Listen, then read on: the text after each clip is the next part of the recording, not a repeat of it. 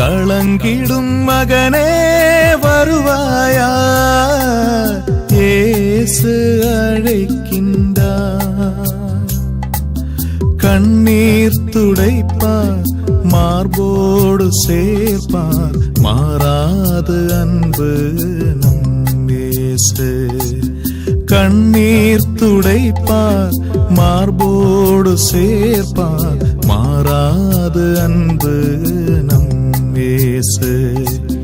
களங்கிடும் மகனே வருவாயா, இயேசு அழைக்கின்றார்.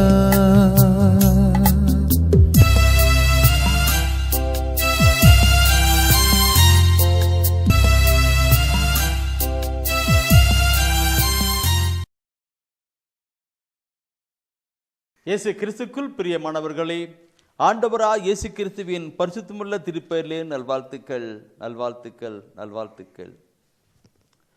அன்பானவர்களே, ஆண்டவருடைய வார்த்தையை கேட்பதற்காக ஆவலோடு அமர்ந்திருக்கிறீர்கள். உங்கள் உள்ளத்தின் ஆர்வத்தை ஆண்டவர் பார்க்கிறார். அதே வேளையிலே நீங்கள், உங்கள் குடும்பத்தின் சூழ்நிலை எல்லாம் அவர் பார்க்கிறார். எபிரேயர் 4:13 சொல்லப்பட்டிருக்கிறது, ஆணுடைய பார்வையிலே மறைவாய் இருப்பது ஒன்றுமே இல்லை என்று. அப்போ எல்லாமே அறிந்திருக்கிறார். நீங்கள் தேடுவதனால அதெல்லாம் அவர் கண்டிப்பாக கொடுத்துடுவார்.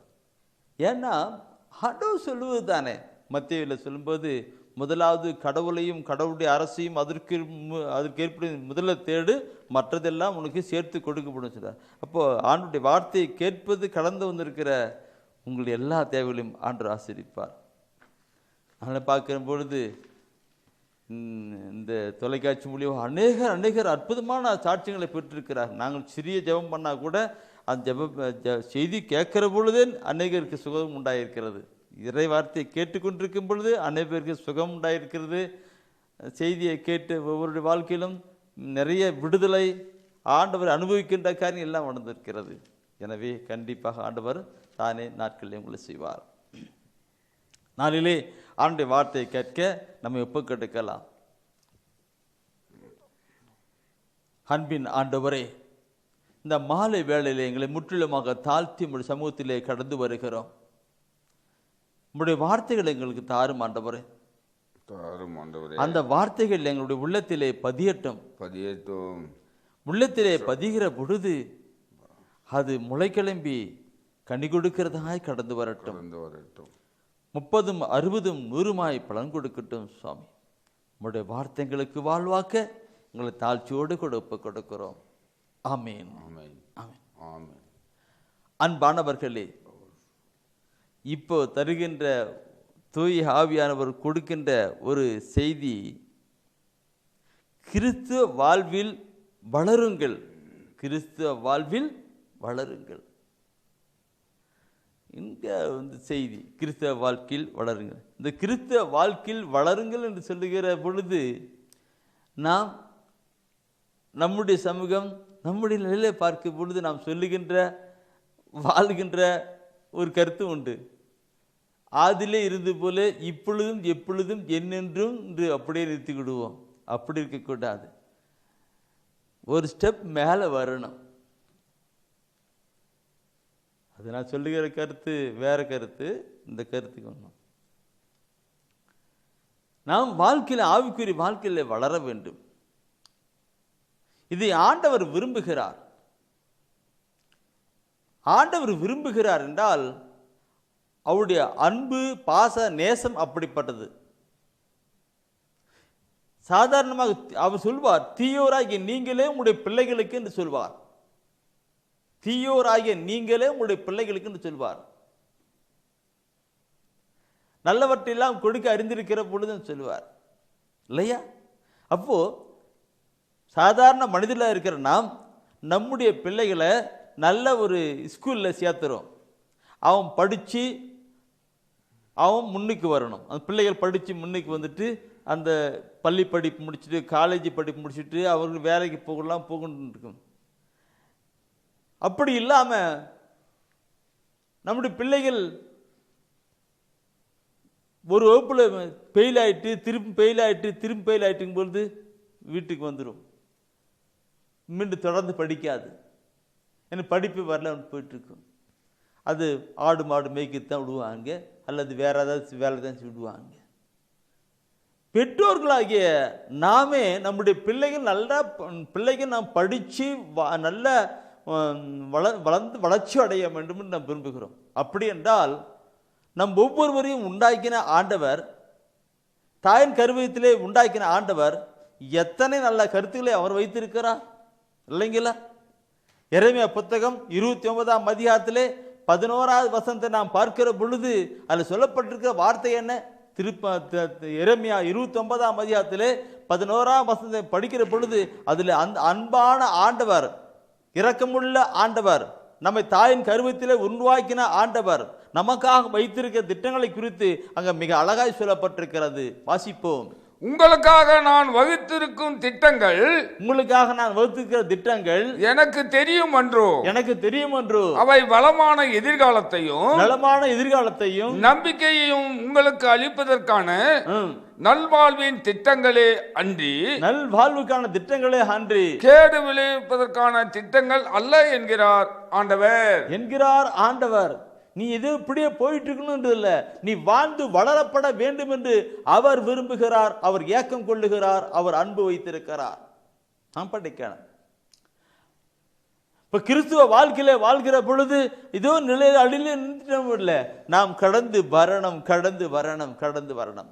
அதற்கு தெய்வீக திருவிழியம் என்னென்ன எப்படியெல்லாம் சொல்லிக் கொடுக்கிறது என்பதை நான் பார்க்க வேண்டும். பிரியமானவர்களே, எப்படியெல்லாம் சொல்லிக் கொடுக்கிறது என்பதை நான் பார்க்க வேண்டும். இந்த விவிலியத்தின் வழியாக நம் ஆண்டவர் நம்மோடு கூட பேசுகிறவராய் இருக்கிறார், சொல்லுகிறவராய் இருக்கிறார், கற்றுக் கொடுக்கிறவராய் இருக்கிறார், வழி நடத்துகிறவராய் இருக்கிறார். நாம் பைபிள் எடுக்கல. இறைவசன வார்த்தைக்கு ஆலயத்தில் போகிற பொழுது அங்கே முதல் வாசம் 2ஆம் வாசம் நச்சு முடிக்கிறோம். நச்சு பைபிள் எல்லா மக்களும் ஆலயத்துக்கு பைபிளை எடுத்துட்டு போகணும். ஆலயத்தில் இருக்கிற மேய்ப்பன்மார்கள் நல்ல மேய்ச்சலுக்கான வழியை கொண்டு போகணும். இறை வார்த்தைகளை சொல்லி கொண்டு போகணும். தண்ணீர் அண்டை வழி நடத்தணும். பரிசுத்தாவின்கிற தண்ணீரை வழி நடத்தணும். அப்போ ஆடுகள் எங்கேயும் அலைஞ்சு திரிஞ்சு ஓடாது. அதை விடுக்க கடவுள் கொடுத்த வழிக்கு வரலாம். இறைவசனத்தை வார்த்தை எடுத்து நாம் வாசிக்க வேண்டும் என்று தான் என் உள்ளத்தின் ஆழத்தில் தாகம் பாஞ்சி ஆண்டவர் தெரிவிப்பு கொடுக்கிறார். தயவுசெய்து இந்த கருத்தை நாம் பார்க்கிற பொழுது, கிறிஸ்துவ வாழ்வில் வளருங்கள் என்கிற ஒரு கருத்தை நாம் பார்க்கிற பொழுது, புனித பேதுரு என்ன சொல்லிக் கொடுக்கிறார் பாருங்கள். புனித பேதுரு 1 பேதுருவிலே 2ஆம் அதிகாரத்திலே 1 முதல் 3 வசனத்தை சொல்லியிருக்கிறார். அதில் முதல் வசனத்தை நாம் 1 வசனம் எல்லாம் குறிங்க, கையை வச்சு எல்லாம் படிங்க. படிக்கிறதோடு மற்றும் உள்ளத்தில் நிறுத்துவதை மற்றும் வெளியே சொல்லணும். கடந்து வாங்க. 1 பேதுரு 2ஆம் அதிகாரத்தில் 1 முதல் 3 வசனம். முதல் வசனத்தை வாசிக்கலாம். ஆண்டவர் எத்துணை இனியவர் என்பதை நீங்கள் சுவைத்திருந்தால் அவளுக்கு எவ்வளவு அதோடு போதும். அடுத்த கட்டம் வேற. ஆண்டவர் எத்துணை இனியவர் என்பதை நீங்கள் சுவைத்திருந்தால் இருக்கு. நேற்று 2 நாள்ல கொடுத்த செய்தியை நான் கேட்டிருப்பீங்க. ஆண்டவரை தேடுங்கள், அவர் எவ்வளவு நல்லவர் என்று சுவைத்து பாருங்கள் என்று எல்லா அற்புதம் செய்கிறார் இல்லைங்களா? அப்படிப்பட்ட நிலையிலே பார்க்கிற பொழுது இன்னும் நம்முடைய மக்களிலே அப்படி கடந்து போகவில்லை. இதோ உலகப்பரமான பக்தி, முயற்சி, விசுவாச நிலை அப்படி ஓடிக்கொண்டிருக்கிறது. ஆண்டவரை தேடணும், அவர் ருசிக்கணும். அதனால அவர் சொல்றாரு, ஆண்டவர் எத்தனை இனியவர் என்பதை நீங்கள் சுவைத்திருந்தால். அன்பான சகோதரமே, இன்னைக்கு இந்த தருப்பூரில் ஒரு சின்ன ஒரு உதாரணம் சொல்லு. தருப்பூரில் ஒரு டீ ஸ்டால் இருக்கு. அந்த டீ ஸ்டாலில் எல்லா விதமான போல வச்சிருக்கிறாங்க. மக்கள் கூட்டம் அங்கதான் அதிகமாக போயிட்டு இருக்கு. பக்கமே ஒரு டீ கடை இருக்கு, அங்கே மக்கள் அதிகமாக போறது இல்லை, இங்கே தான் இருக்கிறாங்க. இங்கே கடையில் இந்த ஸ்டாலில் எப்படிலாம் அங்கே போட்டு கொடுக்குறாங்க, டீ போட்டு தராங்கன்ற பார்க்குறாங்க, ரொம்ப சுயத்தை அடிமைட்டு இருக்கிறாங்க. அதனால தான் மக்கள் இங்கே போகிறார். இன்னைக்கு நம்முடைய வாழ்க்கையில் இது சுவைத்திருந்தால் அது விரும்பி விரும்பி அந்த பொருளை வாங்கி சாப்பிடுவோம். நம்முடைய பிள்ளைகள் அதை விரும்பி அப்படியே செஞ்சுக்கிட்டு இருக்கிறார்கள். இதை நான் கருத்தை ஏன் சொல்லுகிறேன் என்றால், ஆண்டவர் எவ்வளவு எத்தனை இனியவர் என்று நாம் சுவைத்திருந்தால் நாம் பின்னூற்று போக மாட்டோம். அவர்களை பற்றி கொண்டு அவர்களை வாழ்ந்து அவர்களை வளர்ந்திருப்போம்.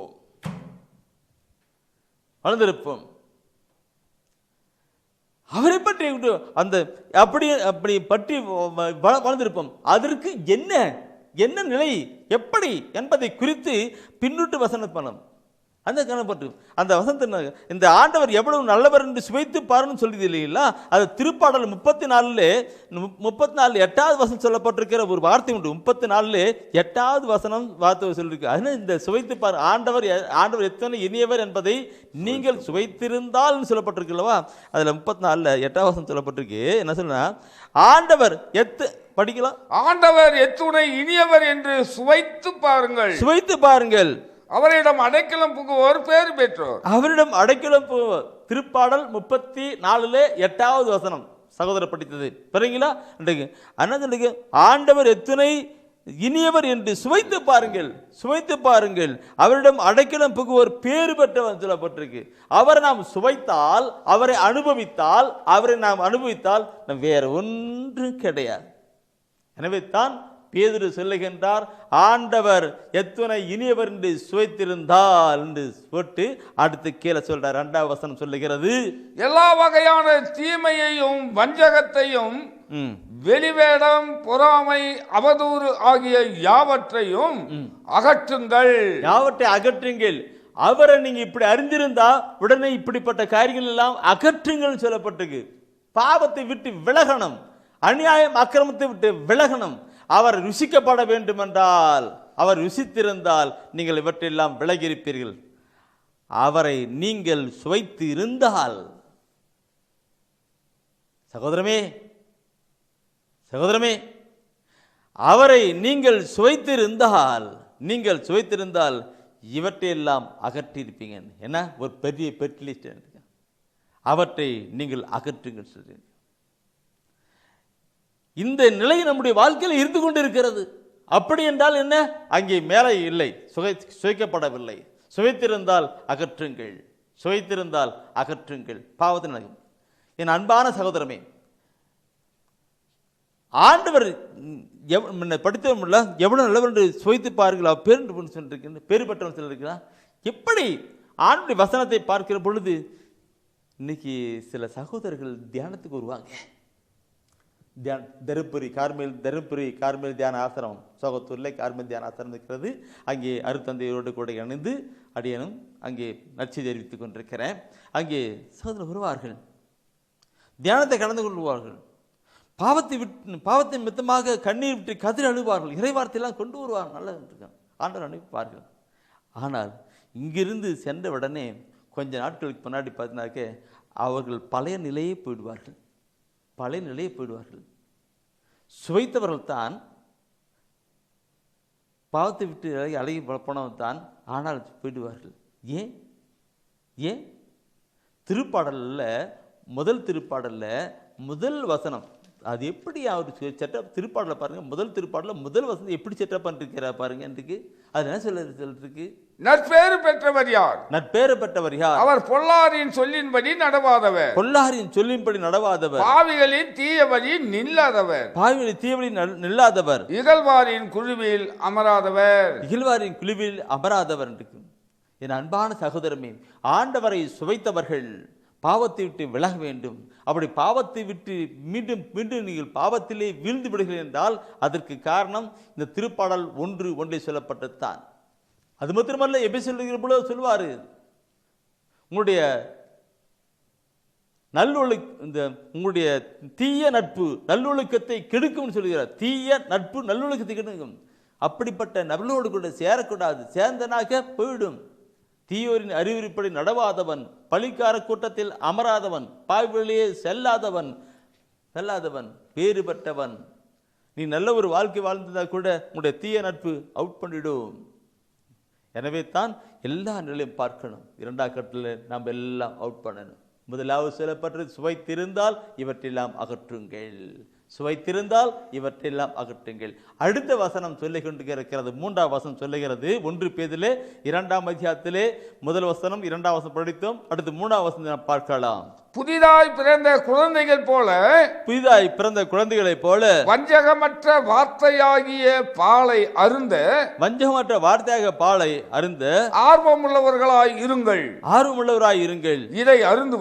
இதை அருந்துவதால் நீங்கள் மீட்பில் வளருவீர்கள். மீட்பில் வளருவீர்கள். வஞ்சகமற்ற பாலை இன்னைக்கு அருந்துங்க, அப்ப மீட்பில் வருங்க. ஆத்மீக வாழ்க்கையில நாம் வாழ்ந்து வளரப்பட வேண்டும் என்றால் இறைவசன வார்த்தை என்கிற பாலை குடிக்க வேண்டும். புதிதாய் பிறந்த குழந்தை சொல்லுகிறது. புதிதாய் பிறந்த குழந்தை அது தேவை பால் தான், கெட்டியான உணவு அல்ல. அங்கே வசனம் சொல்லப்பட்டிருக்கு, கெட்டியான உணவு அல்ல. புதிதாய் பிறந்த குழந்தைக்கு பால் தான்.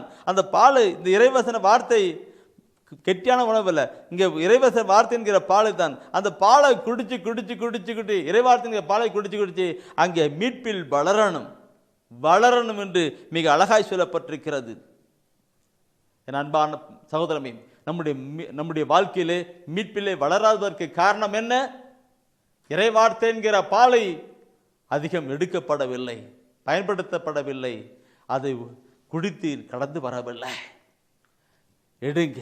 இதை கேட்டுக்கொண்டிருக்கிற என் அன்பு சகோதரமே, நம்முடைய வாழ்க்கையில இறைவசனம் இதை நான் சொல்லுகிற பொழுது என் அன்புக்குறவுகளே, தூய ஆவியான உணர்த்துகின்ற ஒரு வார்த்தையை நான் உங்களோடு கூட நான் சொல்லப்பட வேண்டும் என்று இப்பொழுது கடந்து வருகிறேன். எபேசியர் புத்தகத்தை எடுத்து படித்து பாருங்கள். எபிரேயர் புத்தகத்திலே 5ஆம் அதிகாரத்திலே 12-13, எபிரேயர் 5ஆம் அதிகாரத்திலே 12-13 வசனத்தை எடுத்து நீங்கள் படித்து பாருங்கள். எல்லாம் எடுக்கிறீங்க, எல்லாம் குடிக்கிறீங்க. சகோதரா சகோதரியே, சந்தோஷம் சந்தோஷம்.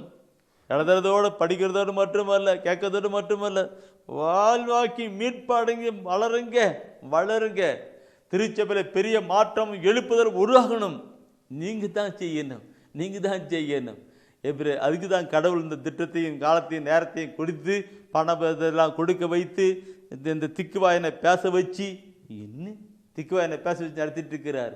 அதனால திருச்சபையில எழுப்புதலும் மறுமலர்ச்சியும் எழுப்புதலும் உண்டாகப்பட வேண்டும். அது அவருடைய திட்டம், செயல்பாடுகள் எடுங்க. எபிரேயர் 5ஆம் அதிகாரத்துல 12-13 வசனத்தை வாசிங்க. இவ்வளவு காலத்துக்குள் ஆசிரியர்களாய் இருந்திருக்க வேண்டிய நீங்கள், சகோதரர் படிக்கும்போது கையை ஆட்டிட்டு படிக்கிறார் அவரு. இவ்வளவு காலத்தில் ஆசிரியராக இருக்கப்பட வேண்டிய நீங்கள் இன்னும் கடவுளுடைய வாய்மொழிகளின் அரிச்சுவடையே கற்றுக்கொள்ள வேண்டிய நிலையில் இருக்கிறீர்கள். உங்களுக்கு இப்பொழுது தேவைப்படுவது பால்தான், கெட்டியான உணவு அல்ல. கெட்டியான உணவு இல்லை, கெட்டியான உணவு நிகழ்ச்சிட்டோம் இல்லைங்களான்ட்டு. பால் குடிக்கும் நிலையில் உள்ளவர் எவரும் குழந்தையே. நீதி நெறி பற்றிய படிப்பினையில் அவர் தேர்ச்சி அற்றவர். இந்த கறிக்கணும் பார்க்கணும். இவ்வளவு காலத்துக்குள் ஆசிரியர் இருக்கப்பட வேண்டிய நீங்கள் இன்னும் ஆண்டுடைய வாய்மொழியில பார்க்கிற பொழுது இன்னும் அடிச்சுடே படிச்சுக்கிட்டு இருக்கேன்.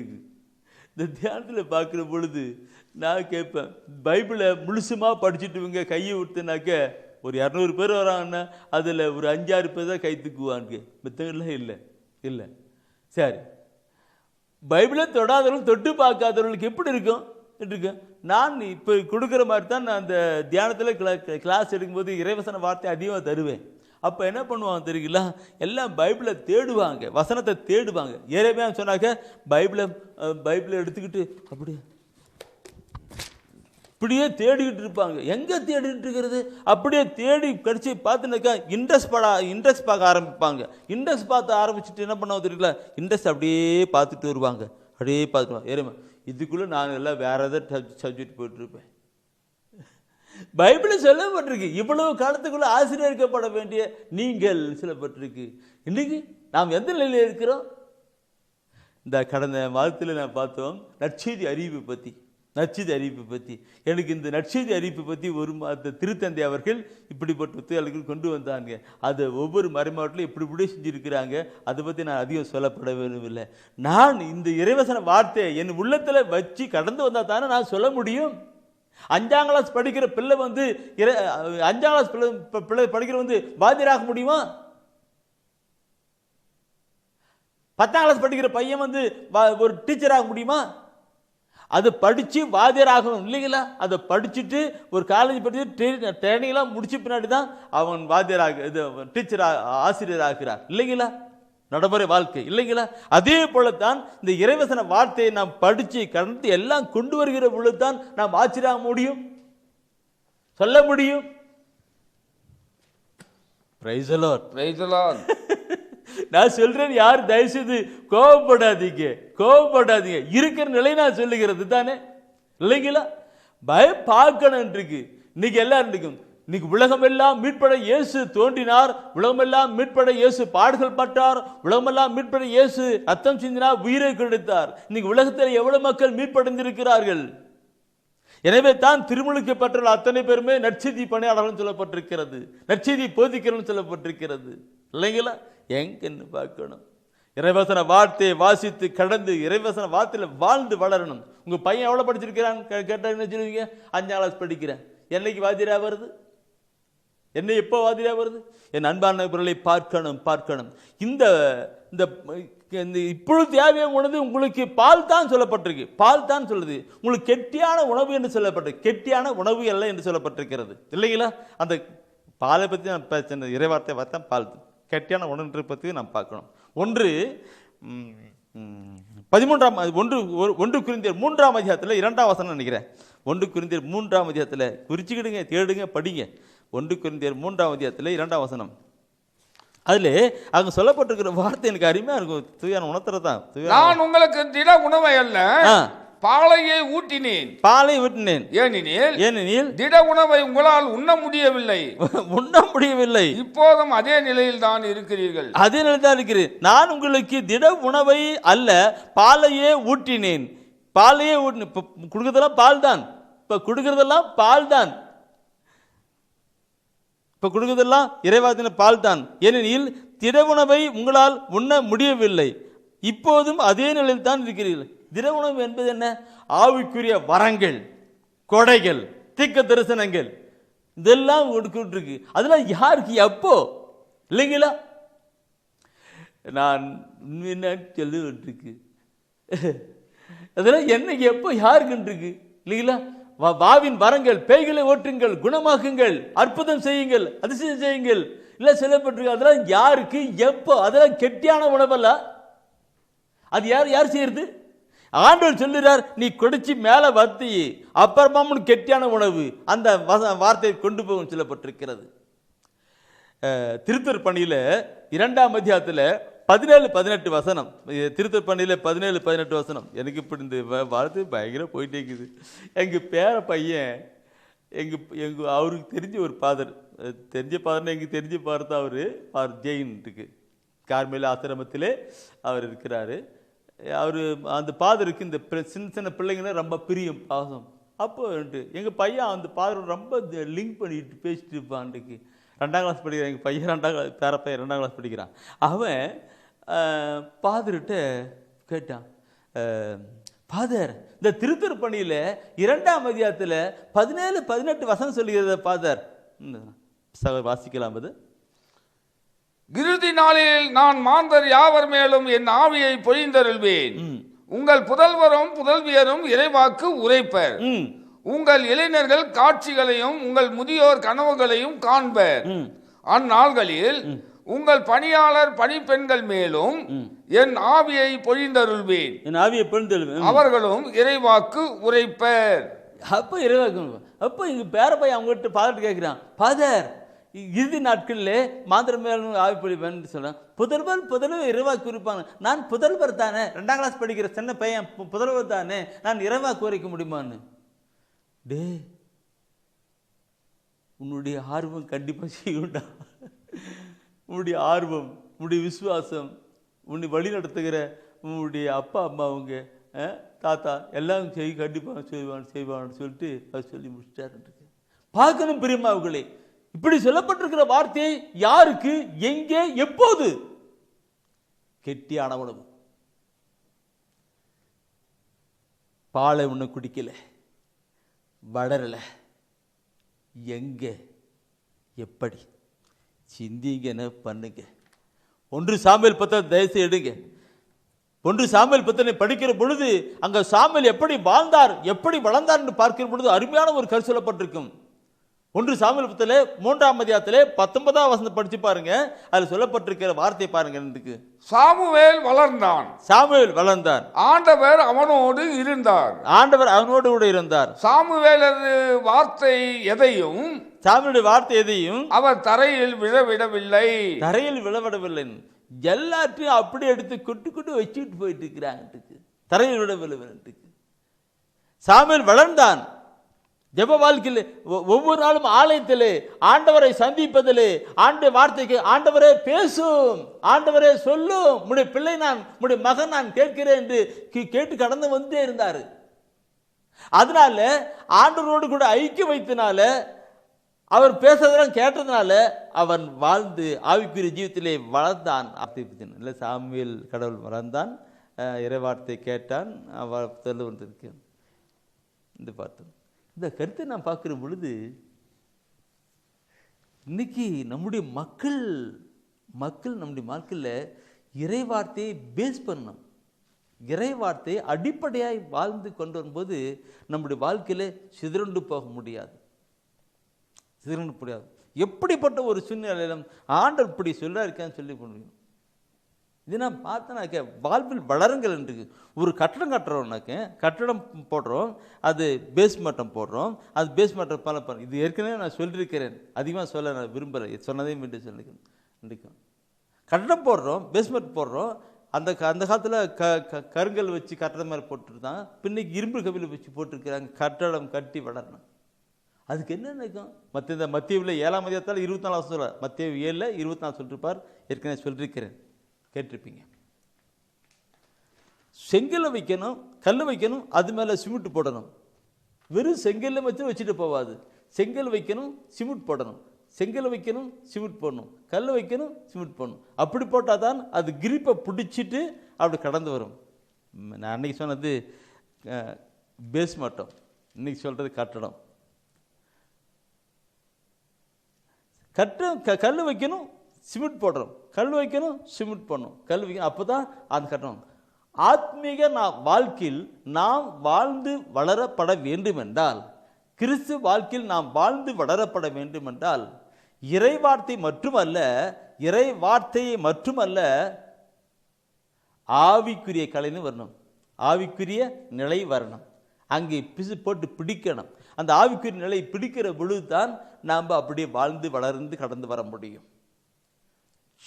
இறைவாசன வார்த்தையும் ஆவியும், இறைவாசன வார்த்தையும் ஆவியும், இறை வார்த்தையும் ஆவியும் பிணைந்து நம்முடைய வாழ்க்கையில் வருகிற பொழுது நாம் ஆவிக்குரிய ஜீவித்திலே வாழ்ந்து வளருவோம். கிறிஸ்தவ வாழ்க்கையில் வாழ்ந்து வளருவோம். வார்த்தையும் வேண்டும், ஆவியானவரும் வேண்டும், ஆவியானவரும் வேண்டும், வார்த்தையானவரும் வேண்டும். இந்த இரண்டும் கடந்து வருகிற பொழுது இதை குறித்து நாம் பார்க்கிறோம் பிரியமானவர்களே.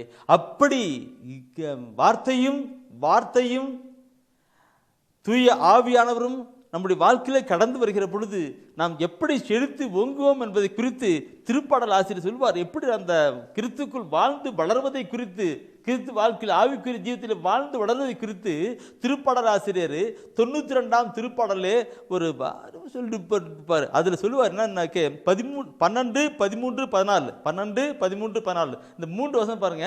அப்படி எப்படி வாழ்ந்து வளரணும்னு அவர் இதான் சொல்லிக் கொடுக்கிறார். 12, 13, 14 3 வசனங்கள் படிக்கலாம். நேர்மையாளர் பேரீச்சை மரம் என செழித்தோங்குவார், லெபனோனின் கேதுரு மரம் என தழைத்து வளர்வர்.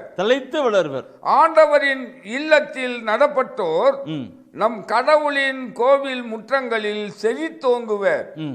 அவர்கள் முதிர் வயதிலும் கனி தருவர், என்றும் செழுமையும் பசுமையுமாய் இருப்பர். 3 வசனத்தையும் சகோதரர் படித்தாங்க. நீங்களும் கை வச்சு அப்படியே பார்த்துக்கிட்டே வந்துட்டே இருக்கிறீங்க. என்ன சொல்லுகின்றது? நேர்மையாளர், பேரிச்சை தோட்டம் போல செலுத்துவாங்க. ஃபர்ஸ்ட் வார்த்தை நேர்மையாளர். நான் 3 பாயிண்டை நான் சொல்லிக்கிட்டு இருக்கிறேன். ஃபர்ஸ்ட் நேர்மையாளர். நேர்மையாளர் எப்படி? ஆண்டுடைய வசன வார்த்தையை படித்து அதற்கு கீழ்ப்படுகிற பொழுது நம்முடைய வாழ்க்கை நேர்மையான காரியம் இருக்கும். 2 தீமோத்தேயு புத்தகம் 3ஆம் அதிகாரம் 16ஆம் வசனம் குறிச்சுக்கிட்டுங்க, எழுத படிக்க வேண்டாம், குறிச்சுக்கிட்டா போதும். அது புக்கே பயிர் தெரிஞ்சுக்க. 2 தீமோத்தேயு 3ஆம் அதிகாரம் 16 சொல்லப்பட்டிருக்கிறது. இந்த தெய்வீக திருத்தத்தில் கொடுக்கப்பட்ட வார்த்தைகள் தூய ஆவியால் கொடுக்கப்பட்ட வார்த்தைகள். அது கற்பிப்பதற்கு, கண்டிப்பதற்கு, சீராக்குவதற்கு, நேர்மையாக வாழ பயிற்றுவிக்கும். நேர்மையாக வாழ பயிற்றுவிக்கும். அப்போ இந்த வசனம் 92ஆம் வசனத்தில், திருப்பாடல 92 12ஆம் வசனம், நேர்மையாளர்கள் பேரிச்சை தோட்டம் போல செலுத்துவாங்குவார்கள். இந்த நேர்மையாளர்கள் வர்த்தனத்துக்கு என்ன வர்த்தனம் வருகிறது? இறைவசன வார்த்தையை படிக்கிற பொழுது, கேட்கிற பொழுது, கேட்டு வாழ்வாக்குற பொழுது அது கற்பிக்கும், கண்டிக்கும், சீராக்கும், நேர்மையாக வாழ பயிற்றுவிக்கும். நேர்மையாக வாழ பயிற்றுவிக்கும். அப்போ நேர்மையாக வாழ பயிற்றுவிக்கிற பொழுது பேரிச்சம் செலுத்து தோட்டம் செலுத்து ஓங்குவது போல தலைத்து ஓங்குவார் பார்க்கிறோம். ஆவிக்குரிய வாழ்க்கையிலே, ஜெப வாழ்க்கையிலே அவர்கள் வாழ்ந்து வளருவார்கள் சொல்ல பார்க்கிறது. அடுத்தது 12ஆம் வசனம் அப்படி சொல்லிருக்கு இல்லை, பைபிளை படித்து கடந்து பரிசுத்தமான வரகிற பொழுது அப்படின்னு. அடுத்து சொல்லு, ஆண்டவரின் இல்லத்தில் நடப்பட்டவர்கள். ஆண்டவரின் இல்லத்தில் நடப்பட்டவர்கள். இன்னைக்கு நாம் பார்க்குற பிரியமானவர்களே, ஆலயத்தின் இல்லத்தில் நாம் தவறாமல் போகணும். ஓய்வு நாட்களை அனுசரிக்கணும். ஓய்வு நாட்களை அனுசரித்து அங்கே கடந்து போகணும். அப்படி ஓய்வு நாளை அனுசரித்து கடந்து போகிறவர்கள் எப்படி இருப்பார்கள்? பைபிள் சொல்லப்பட்டிருக்கிற வார்த்தை அருமையான ஒரு வார்த்தை.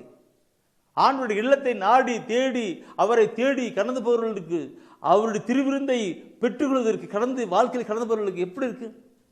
இன்னைக்கு நாம் பார்க்கிறோம், ஆலயத்துக்கு போகிற காரியங்கள் எவ்வளவு இருக்கிறது, எப்படி இருக்கிறது? தூயான் உணர்த்துறார், சொல்லியே தீரணும். சொல்லவில்லை என்றால் தூயாவனுக்கு நான் துக்கம் விளைவிக்கிறேன், மாறிவிடுவேன். தூயாவனுக்கு நான் துக்கம் விளைவிக்கிறேன். தூயாவின் செயல்பாட்டை தடுக்க வேண்டாம் என்று 1 தெசலோனிக்கேயர் 5:19 தூயாவின் செயல்பாட்டை தடுக்க வேண்டாம் சொல்லுது. எபேசு சொல்வதற்கு தூயாவினுக்கு துக்கம் விளைவிக்கணும்னு சொல்லுது. அதனால் சொல்கிறத நான் சொல்லியே தீரணும். ஆழித்து செல்றேன். தெய்வீக திருவிருந்து, தெய்வீக விருந்தில் நான் பார்க்குற பொழுது என் பாரப்பட்டு நிலைத்தான் பார்க்குற பொழுது திருவிருந்து எடுக்கிறாங்க. திருவிருந்து லேட்டாக வராங்க. திருப்பள்ளிக்கு 9 மணிக்கு மாசுனாக்க, திருப்பள்ளினாக்க 9 மணினாக்க அதுக்கு லேட்டு பின்னாடி 9:15 9:00 வராங்க.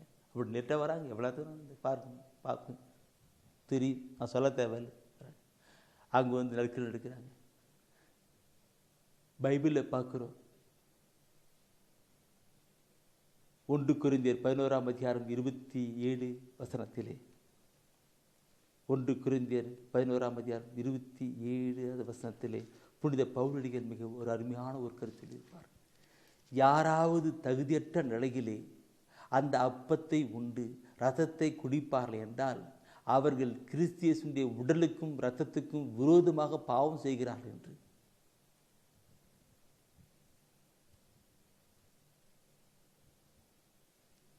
என்ன சொல்லுகிறது? யாராவது தகுதியற்ற நிலையிலே அந்த அப்பத்தை உண்டு ரசத்தை குடிப்பார்கள் என்றால் அவர்கள் கிறிஸ்து உடலுக்கும் இரத்தத்துக்கும் விரோதமாக பாவம் பண்ணார்கள். அதனால தான் நன்மை வாங்கிட்டு போறதில்லை, தீமை தான் வாங்கிட்டு போறாங்க. இல்லைங்களா? திருப்பலியில் தொடக்கம் என்ன? குருவான சொல்வார், இந்த தெய்வீக திருப்பலியிலே தகுதியான முறையிலே நாம் பங்கு பெறும் போட்டு தன்னுடைய பாவத்தை ஏற்று மனவருந்தி மன்னிப்பு பெறுவோம் சொல்லிட்டு மன்னிப்பு தகுதியான நிலையிலே பெறும்போட்டு அந்த நிலையை கடந்து வருகிறபடி எப்படி இருக்கும்?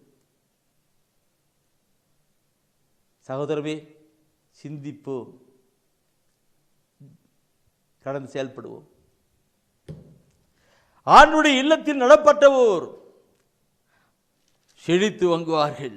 செழித்து வங்கும் அவருடைய வாழ்க்கை எல்லாம் செழித்து ஆசீர்வாதமா இருக்கும். என்ன அவருடைய தனிப்பட்ட வாழ்க்கை, குடும்ப வாழ்க்கை, பொருளாதாரம் எல்லாம் செழித்து வங்கும். ஆங்கிலத்தில். மூணாவது நாம் பார்க்கிறோம் 12ஆம் வசனம் 13ஆம் வசனம் அடுத்து 14ஆம் வசனத்தில் படிக்கும்போது அதை சொன்னதுக்கு கனி தருவர் என்றும் அது 13ஆம் வசனம் மீண்டும் ஒரு நான் படிச்சும் போல் தெரியுது எனக்கு. அந்த திருப்பாடல் 12 ஆண்டவரின் இல்லத்தில் நடப்பட்டோர் நம் கடவுளின் கோவில் முற்றங்களில் செழித்தோங்குவர். 14ஆம் வசனம் அவர்கள் முதிர் வயதிலும் கனி தருவர். முதிர் வயதிலும் கனி தருவர். என்றும் செழுமையும் பசுமையுமாய் இருப்பர். என்றும் செழுமையா இருப்பார்கள். கணவனுக்கும் கனி தருவார்கள் என்றும் செழுமையா இருப்பான். வயசான காலத்தில் கூட ஒன்றுக்கும் இன்னைக்கு நான் இருக்கேன்னாக்க என்னுடைய பிள்ளைகள் என்னுடைய பேர பிள்ளைகள் எல்லாரும் அப்படி தோட்டம் போல ஏதோ தோட்டம் போல செழுமையாக கடந்து வருவார்கள். கனி தருவார்கள், ஆவிக்குரிய கண்களை கொடுப்பார்கள், செழித்துவாங்கார்கள். அவர் எல்லாருக்கும் சாட்சியுள்ள பிள்ளைகளை வாழ்வாங்க சொல்லப்பட்டிருக்கிறது இல்லைங்களா? அப்படியா நம்முடைய வாழ்க்கை அமையப்பட வேண்டும். அதுவே சாட்சியம், அதுவே கிறிஸ்துவ அவர்களுக்கு சாட்சியலாக இருப்பார் சொல்லப்பட்டிருக்கிறது. இப்படிப்பட்ட வாழ்க்கை இந்த மரம் எப்படி இப்படி வளருது, இந்த மரம் எப்படி கனி கொடுக்கிறது, இந்த மரத்தினுடைய கலையெல்லாம் எப்படி இப்படி செழுமையா இருக்கிறது, அதுதான் சாட்சி, அதுதான் சாட்சியம். இதை பார்த்து மக்கள் நான் சொல்ல ஒன்று என் அன்பர்களை, இந்த மரம் சாட்சியாய் வளர்கின்ற பொழுது அது வளர்கின்ற பொழுது அங்கே நல்ல கனிகளை இருக்கிற பொழுது அநேக பறவைகள் வரும், அநேக பறவைகள் வரும், உயிரினங்கள் வரும், அங்கே வந்து கடந்து வரும். இதுதான் இப்படிப்பட்ட ஒரு வாழ்க்கை நம்முடைய வாழ்க்கையில கடந்து வரணும். அநேக பறவை என்பது என்ன? ஒரு ஏழை எளியவர்கள், நொறுக்கப்பட்டவர்கள், உள்ளத்தில் நொந்து போனவர்கள், பல மக்கள் நம்ம தேடி வருவார்கள்.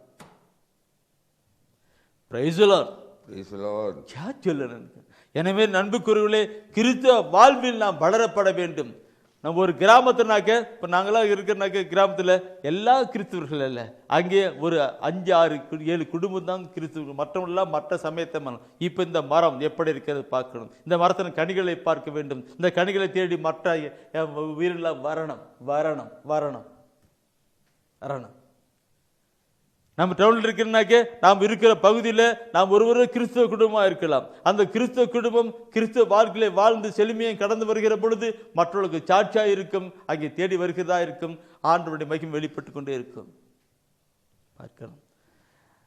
நான் சொல்லுகிற பொழுது இறை வார்த்தையை வாசிக்கணும், படிக்கணும், கீழ்ப்படினும், அது கடந்து போகணும். இரண்டாவது தூய ஆவிலை கடந்து வரணும், தூய ஆவிலை கடந்து வரணும். 2 வருகிற பொழுது தான் நம்ம வாழ்க்கை செழுமை கடந்து கொண்டிருக்கும். இந்த கருத்தை நான் கொண்டு போகிற பொழுது தயவுசெய்து எசேக்கியேல் ஆகமத்தை எடுத்து படித்து பார்க்கலாம், எசேக்கியேல் ஆகமம் எடுத்து படிக்கலாம். ஒவ்வொரு வசனம் அதில் தூய ஆவியானவர் குறித்து தான் சொல்லப்பட்டிருக்கிற வார்த்தை. இது ஏற்கனவே இந்த எசேக்கியேல் ஆகமத்தை பற்றி நான் ஏற்கனவே ஒரு வாரம், அதாவது 4 நாட்கள் செய்தி கொடுத்திருக்கிறேன், 4 நாட்கள் செய்தி கொடுத்திருக்கிறேன். நீங்கள் அதை பார்க்கணுன்னாக்க உங்களுடைய யூடியூப்பில் பிரதர் செல்வநாதன் போட்டார்னாக்க அதில் நீ பார்க்க முடியும். அதில் நான் இந்த மாதா டிவியில் கொடுத்துருக்கிற எல்லா செய்தியிலும் வந்து கொண்டிருக்கிறது. நான் நேற்று தெரிந்து நானும் சகோதரர் ஒரு இடத்துல போனோம், ஒரு போஸ்ட் அடிக்கிற இடத்துல போனோம். அவர்கிட்ட நான் கேட்டோம், பிரதர் எங்கிட்ட போட்டு இந்த கம்ப்யூட்டரில் வருமானு கேட்டேன். அதுக்கு இன்றைக்கி என்ன செஞ்சிட்ருக்கிறீங்க? நான் இப்படி தான் முடிவுட்டுருக்கிறேன். அவர் அந்த போட்டு டிவைன் செல்வநாதன் போட்டார், divine Selvanathan, voice of God Selvanathan போட்டான். இப்போ டிவைன் செல்வநாதன் போட்டாக்க இந்த டிவியில் மாதா டிவியில் கொடுத்துருக்கிற எல்லா காரியங்களும் அதில் வந்துடுச்சு. டிவியில் போட்டதில் எல்லாம் அதில் கம்ப்யூட்டரில் எல்லாம் வந்துடுது. வாய்ஸ் ஆஃப் கார்டில் கொடுத்ததில்லாம் நான் பிரதர் கொடுக்குற போது நான் பிரதர் சொன்னார், இதான் நான் வந்துட்டுருக்கிறேன், இதை நீ வந்துட்டுருக்கிற அப்படி பேச்சுக்கிட்டோம்.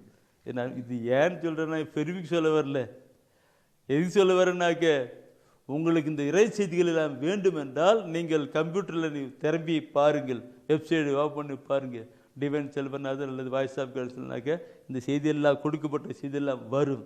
ஏன்னாக்க இது எசேக்கியேலில் இந்த 47ஆம் அதிகாரத்தில் கணுக்கால் அளவு, முழங்கால் அளவு, இடுப்பளவு நீந்தி போவதை குறித்து 4 நாட்களில் சொல்லியிருக்கிறேன். அதை நீ கேட்டு தியானிக்க முடியும். இப்போ நாம் எசேக்கியேல் 47ஆம் அதிகாரத்தில் 12வது வசனத்தை எடுங்க. பல வகையான பழ மரங்கள் ஆற்றின் 2 மருங்கிலும் வளரும், அவற்றின் இலைகள் உதிரா, ம் அவற்றில் கனிகள் குறையா. ம் ஒவ்வொரு மாதமும் அவை கனி கொடுக்கும். ஆ ஏனெனில் தூயகத்திலிருந்து தண்ணீர் அவற்றிற்கு பாய்கின்றது. ம் அவற்றின் கனிகள் உணவாகவும் இலைகள் மருந்தாகவும் பயன்படும். சகோதரி படிக்கும்போது நீங்களே கைவேரில் வேலை வச்சு படிச்சுட்டு இருக்கிறீங்க இல்லைங்களா? என்னென்ன சொல்லுது? என்னக்கா சொல்லுது இல்லைங்களக்கா? அந்த தண்ணீர் எங்கேருந்து வருமாங்க? எங்கேருந்து வருமானா? தூயகத்திலிருந்து. அது பரிசுத்த ஆவியானவரை குறிக்குதுண்ணா. பரிசுத்த ஆவியா தண்ணீர் தண்ணீர் தண்ணீர்ன்றது பரிசுத்தாவி குறிக்கிறது. பரிசுத்தாவி தண்ணீர் குறிக்கிறது. எங்கே என்ன சொல்லுன்னா, இந்த யோவானில் 7ஆம் அதிகாரத்தில் 37-38 சொல்லுவாருன்றது, யாராவது தாகமாக இருந்தால் என்ன வரட்டும், விசுவாசம் எல்லாம் குடிக்கட்டும், அவனுடைய உள்ளத்திலிருந்து உயிருள்ள நீர் ஆராய் பெருக்கெடுத்து ஓடும் சொல்றார். தண்ணிலே பரப்புகின்ற ஆவியானவரை குறித்தார் இப்படி சொன்னார் என்று அந்த வசனம் சொல்லிக் கொடுக்கிறது. அப்போ தண்ணீர் என்பது ஆவியானவரை, ஆவியானவர் தண்ணீரை குறிக்கிறது. தூயகத்திலும் தண்ணீர் புறப்பட்டு வரும் சொல்லப்பட்டிருக்கு. அப்போ அந்த கடவுளிலிருந்து அந்த ஆவி, கடவுளிலிருந்து அந்த ஆவி எனக்குள் வருகிற பொழுது என் வாழ்க்கை மாறும், நம்முடைய வாழ்க்கை மாறும், நம்முடைய ஒவ்வொருடைய வாழ்க்கை மாறும்.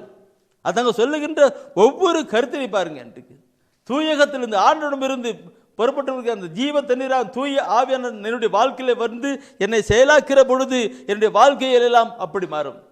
ஒரு செழுமையான ஒரு வாழ்வு, ஆசீர்வாதமான ஒரு வாழ்வு, மற்றவர்களுக்கு பயனுள்ள ஒரு வாழ்வு மாறிவிட்டு செல்லப்பட்டிருக்கிறது. இதுதான் கிறிஸ்துவ வாழ்க்கையிலே வாழ்ந்து வளர்கின்ற ஒரு கருத்து. நல்ல கனி, கெட்ட கனிகள் அல்ல, நல்ல கனிகளை கொடுக்கிற மரம். கெட்ட கனிகள், பாவ வாழ்க்கை வாழ்கின்ற கெட்ட கனிகள் அல்ல, நல்ல கனிகளை கொடுக்கின்ற ஒரு மரம். நாம் சொல்லுகின்ற பேசுகின்ற வார்த்தை அனைவருக்கு ஆறுதலும் தேர்தலும் கொடுக்கின்ற காரியங்களாய் நல்ல ஒரு இலையாகி இருக்கிறது, இலையாக இருக்கிறது. Praise the Lord. என் அன்பு குரவர்களே, நம்முடைய வாழ்க்கையில் அப்படி வாழ்ந்து வளரப்பட வேண்டும் என்று சொல்லப்பட்டிருக்கிறது. இந்த கருத்தை நான் பார்க்கிற பொழுது என் அன்பு குரவர்களே, நம்முடைய வாழ்க்கையிலே இந்த கனிகள் இருக்கின்றதான் என்று பார்க்கும் பொழுது நான் ஒரு கொஞ்சம் உதாரணம் சொல்லிக் கொடுக்கிறேன். 2 கொரிந்தியரிலே 9ஆம் அதிகாரத்திலே 10ஆம் வசனம் ஒரு வார்த்தை சொல்லியிருக்கும். 2 கொரிந்தியரிலே 9ஆம் அதிகாரம் 10ஆம் வசனம் ஒரு வார்த்தை சொல்லியிருக்கும். அதில் புனித பவுலடிகள் சொல்லுகின்ற கருத்தை நீ பார்க்கணும், எந்த அளவு சொல்லுகிறான் இருக்கு இந்த கருத்தை. 2 கொரிந்தியரிலே 9ஆம் அதிகாரம் 10ஆம் வசனத்திலே, விதைப்பவர்க்கு விதையையும் உண்பதற்கு உணவையும் வழங்குபவர் விதைப்பதற்கு வேண்டிய விதைகளை வழங்கி அவை முளைத்து வளர செய்து அரசெயல்களாகிய விளைச்சலை மிகுதியாக தருவார். மிகுதியாக தருவார், மிகுதியாக தருகிறார். அந்த மிகுதியான கருத்து என்னக்கும்? அதுதான் அன்பு. கடவுளுடைய ஆவியிலே அந்த அன்பு, தூய ஆவிலே அந்த அன்பு என்னிலே வந்து இந்த இடத்துல வந்து கொளித்து அது வேறு விட்டு அது முளைக்க செய்து அது செழிப்பை உண்டாக்கி தன் செல்ஃப் எஃபெக்ட் அதிகமாக இருக்கிறது, மற்றவர்களுக்கு கனி கொடுக்கிறதா அன்பின் ஆவியாய் கடந்து செயல்படுது. அன்பு கனிகரை இருக்கின்றது. இப்படிப்பட்ட ஒரு வாழ்வில் நம்முடைய வாழ்க்கையில கடந்து வர வேண்டும் என்று பிரியமானவர்களே, அந்த யோர்தான் அந்த நதியில புறப்பட்டு வருகின்ற அந்த அந்த திரு திரு இதிலும் கடந்து வருகின்ற ஆவியானவர் கடந்து வரணும். Praise the Lord, praise the Lord. ரொம்ப உணர்ச்சியோடு பேசிக்கிட்டு இருக்கேன், எல்லா இறைவசன வார்த்தையிலே அடிப்படையாக பேசிக்கிட்டே இருக்கிறேன். என் அன்பானவர் சகோதரமே, வார்த்தையும் ஆவியும் இணைந்து நம்முடைய வாழ்க்கையிலே வருகிற பொழுது நாம் ஆவிக்குரிய வாழ்க்கையிலே வாழ்ந்து வளருவோம், கிறிஸ்துவ வாழ்வில் வாழ்ந்து வளருவோம். எனவே தான் புனித பவுலடிகள் 1 தெசலோனிக்கரிலே 3ஆம் அதிகாரத்திலே 12ஆம் வசனம் சொல்லுகின்றார். 1 தெசலோனிக்கர் 3ஆம் அதிகாரத்திலே 12ஆம் வசனத்திலே அந்த பிற்பகுதியை படித்து பாருங்க, பிற்பகுதியை படித்து பாருங்க, அது என்ன எப்படி சொல்லப்பட்டிருக்கிறது. நீங்கள் ஒருவர் ஒருவருக்காகவும் எல்லாருக்காகவும் கொண்டுள்ள அன்பையும் ஆண்டவர் வளர்த்து பெருக செய்வாராக. அன்பையும் ஆண்டவர் வளர்த்து பெருக செய்வார். அன்பு வளரணும் ஆண்டவரே, அன்பு வளரணும் சகோதரமே. அன்பு வளர்ந்தால் அது ஆண்டவரை வெளிப்படுத்துது. அன்பே கடவுள், கடவுள் அன்பாயிருக்கிறார், கடவுள் அன்பாயிருக்கிறார். அந்த அன்பிலே வாழ்ந்து வளரப்பட வேண்டும் என்று சொல்லப்பட்டிருக்கிறது. இப்படிப்பட்ட அன்பு வருகிற பொழுது நம்ம ஆவிக்குரிய நன்றி சொல்லப்பட்டீங்களா, இரண்டு திருத்தப்பணி 2:17 ஆவின் இந்த இளைஞர்கள் அதாவது ஆவியை மாந்தர் யாவரும் மேலும் ஆவி புதல்வர் இறைவாக்கு உரைப்பார்கள் என்றும் இளைஞர்கள் காட்சிகளை காண்பார் என்றும் முதியவர்கள் கனவுகளை காண்பார் என்றும் பணியாளர் ஆவி அவர்களும் இறைவாக்கு உரைப்பார்கள் சொல்லப்பட்டிருக்கு. அப்படிப்பட்ட வாழ்க்கையை நாம் வாழ்வதற்கு தூய ஆவி என்கிற ஜீவ தண்ணீர் பரிசுத்த ஆவி கடந்தனும் வார்த்தையை வாழ்வாக்கு அது கடந்து வரட்டும். ஜீவ தண்ணீரே ஆவியானவரே, வற்றாத நதியாக வாரும் போதகரே.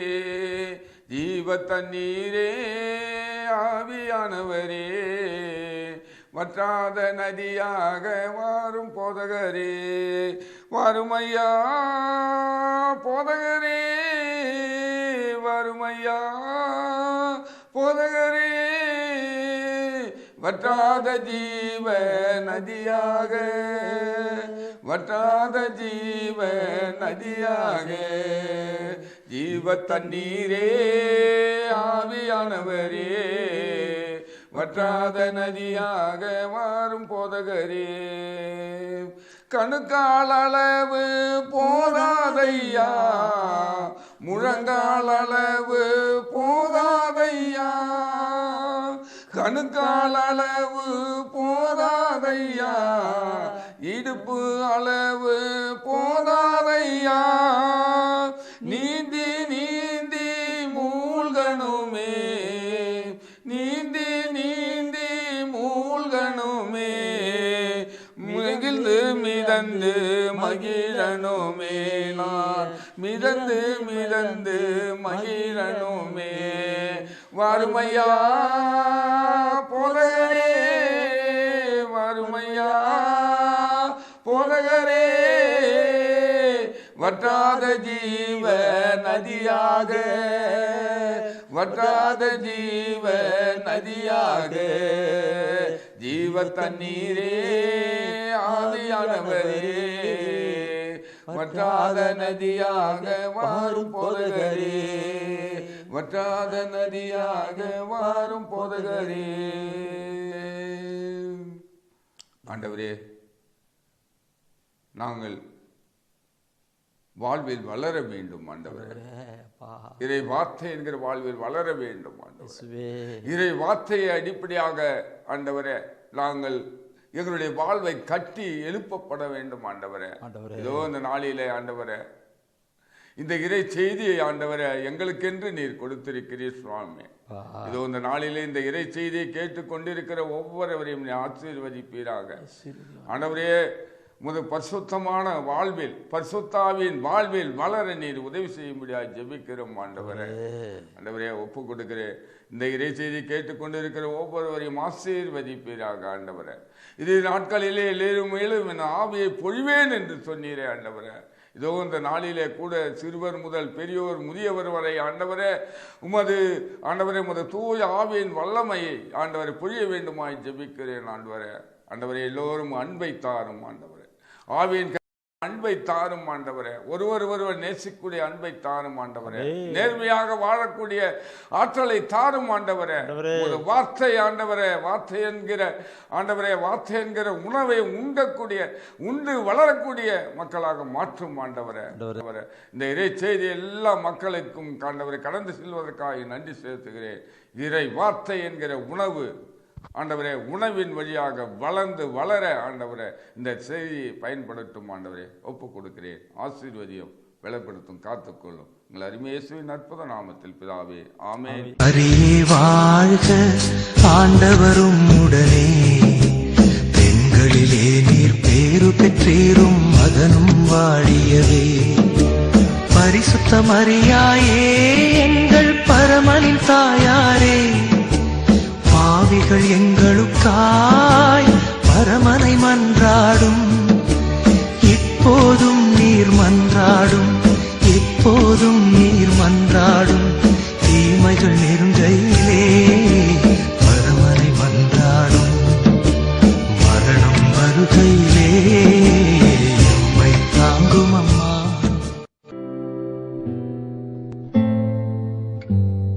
தெய்வ ஒளியும் ஒளியும் என்ற மாத இதழ்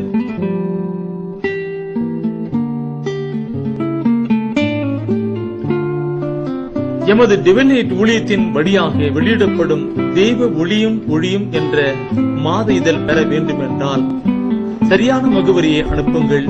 புத்தகங்கள் அனுப்பி வைக்கின்றோம். எங்கள் ஊழியங்களுக்காக ஜீவியுங்கள். ஆண்டு உணர்த்துகின்ற காணிக்கையால் தாங்கள்